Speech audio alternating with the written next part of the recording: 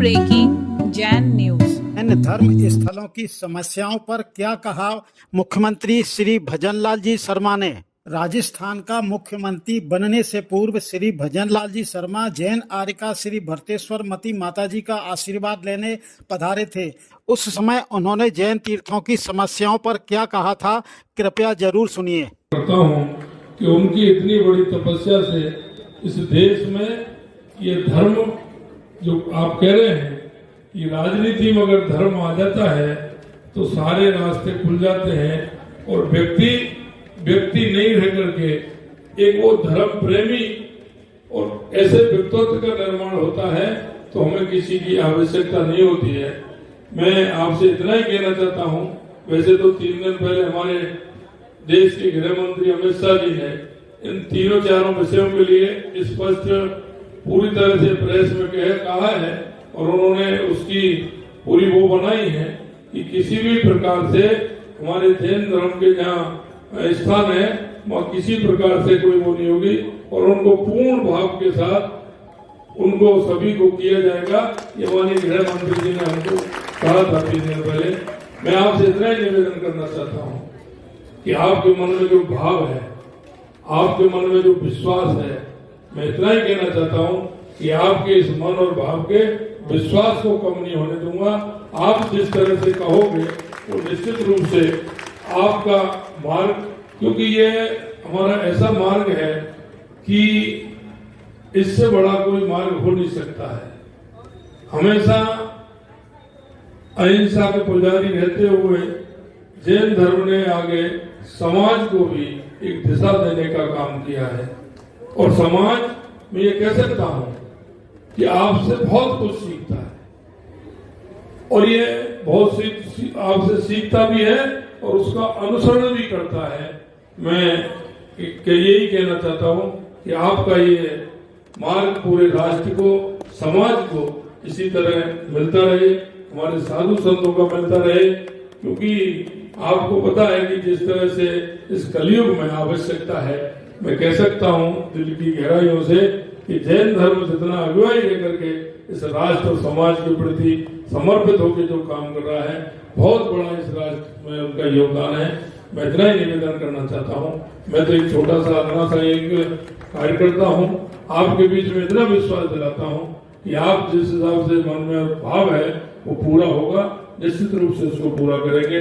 बहुत बहुत धन्यवाद। यही निवेदन मैं करना भगवान की, भट्टेश्वरी जी माता जी की, सिद्ध चक्र महामंडल विधान की। में विराजमान जैन आचार्य पूज्य श्री सुनील सागर जी महाराज ने कहा कि जैन समाज को कभी भी अपने तीर्थों पर अनधिकृत कब्जा नहीं होने देना चाहिए। याद रखिए, कभी भी तीर्थों पर, जिनालयों पर अनधिकृत कब्जा नहीं होने देने चाहिए।